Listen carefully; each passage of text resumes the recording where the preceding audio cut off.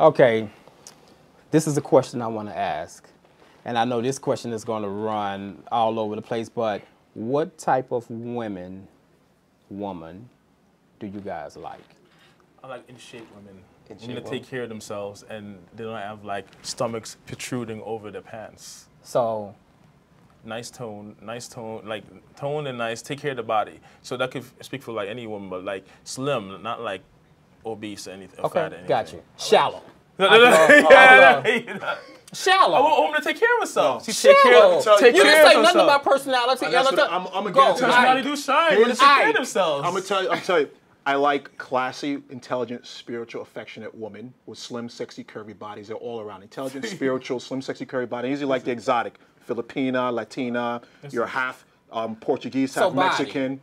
I just like, I like the whole exotic thing. That's just me. Again. But I said also class and spirituality and affectionate. I said okay. that, so listen, okay, I won't call you good Shallow. personality, good personality. Bettini. Yeah, I mean, like I said, during this time, my type of woman is a woman that know how to take care of a man. If I have to provide something, she knows how to take care, respect me.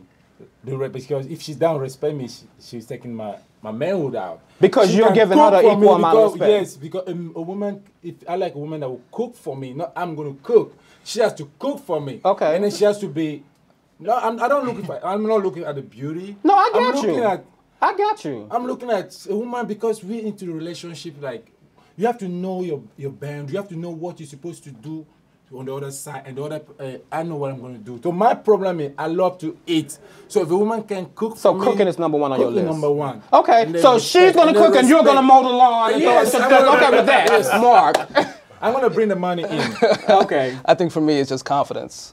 She's confident who she is. And she's secure. comfortable in her own skin. She doesn't need someone else to direct her in any direction. She knows where she's going, and she just wants someone there to complement her instead of just being above her. So someone who's confident, who can actually stand her own.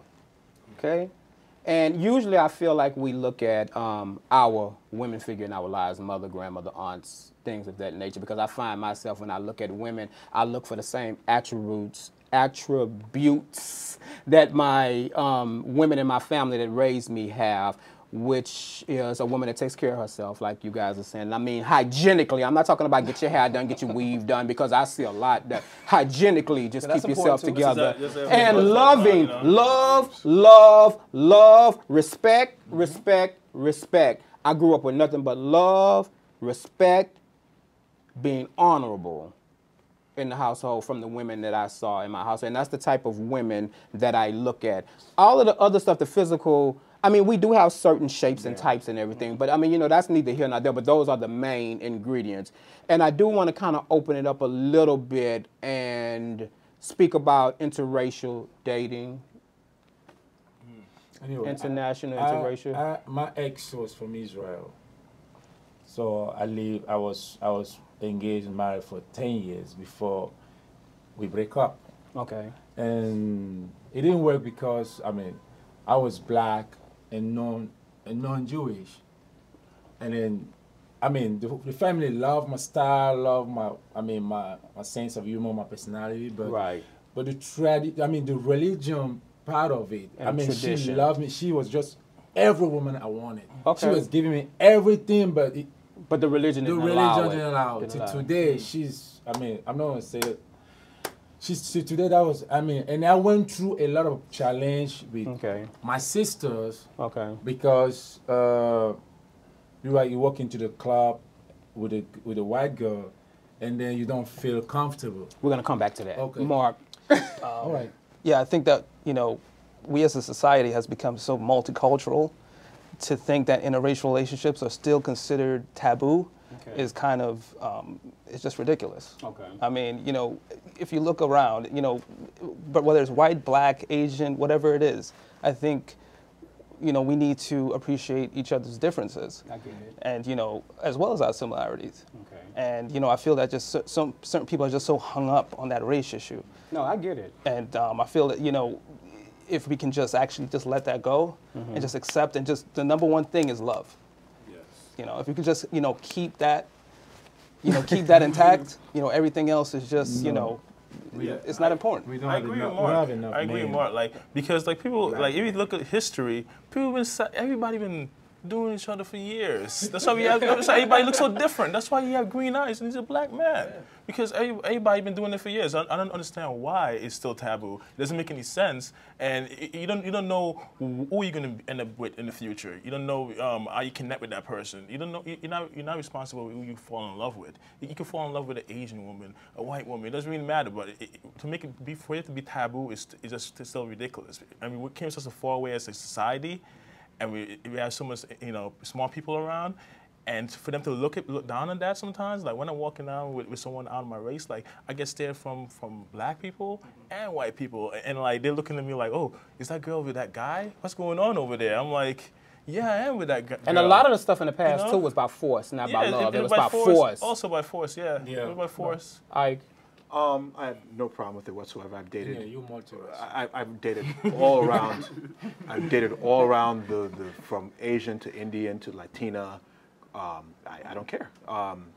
In fact, people always talk, oh, what are these kids gonna think? These kids are gonna be so confused. I mean, you give the kid the best of the both worlds. You tell your father if you're black and Indian, you teach your black culture, you teach Indian culture, and you bring the kid up with the best. And what's the big deal? What's the whole brain surgery about it? It's nothing. It's not a big thing. I agree with all of you guys. And I guess this is a pet peeve of mine, because clearly I wouldn't be here if it wasn't for interracial. My grandfather's father was a Jew, and it wasn't by force of slave girl coming. It wasn't by that. And this is my thing when I see brothers dating Caucasian or anything outside of the race that doesn't look black. We always complain, because I hear it from the brothers a lot, even the most intelligent brothers. They complain about the black women. Oh, she want to fuss too much, she want to do this too much, she's ignorant, she's this and that. But the minute we get a half of a damn penny, who do we go get? So therefore, when we get this money where we can expose our black women, because we have money now we can travel, now we can learn more culturally, and we can learn more across the globe and the world directly and not necessarily by watching a video.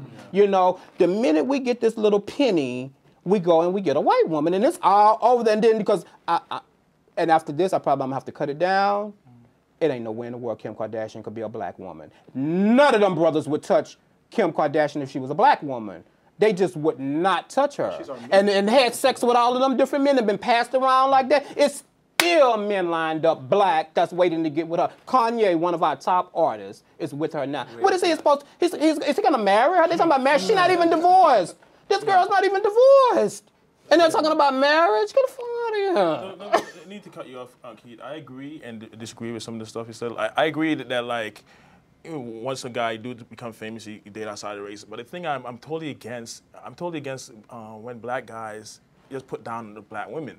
You could date whoever you want, but like when you just talk down, talk bad about your race, it's and like, don't try to make them the other race. It's not good, you know. Because I was one of those kids that always said black women have attitudes, black women's attitudes. As I got older, I started seeing I saw women of all ages who have attitudes, and I'm like, that's such a BS stereotype. I met a lot of sweet black women, I've met a lot of sweet black women that refute the stereotype. So I disagree with that thing that all black women have attitudes. You talk to the wrong black woman. There's a lot of black women complain, where are all the good men? I know a lot of good men. Maybe they're not attracted to you, but a lot of good men out there. I know them. Okay, before we cut this off, I'm sorry not to cut you off because we have to take a break. Before we cut this off, I would just like to say that I feel that a lot of it has to do with programming. The images we see on TV, the images we see in the videos, the images we see in the magazines and everything. It's not that many black people. It's not that many black women. What's defined as beauty is the features of Caucasian and what we call exotic, which is still not black. You know what I mean? When we're saying exotic here on this panel, when we're saying exotic, we're talking Asian and stuff. That's not black. What a white guy said? Even though we might have it. A white guy said he wasn't attracted to black women until he saw MTV. MTV transformed his image of black women. And there it is. Yeah. Black woman. Okay, brothers. Good one.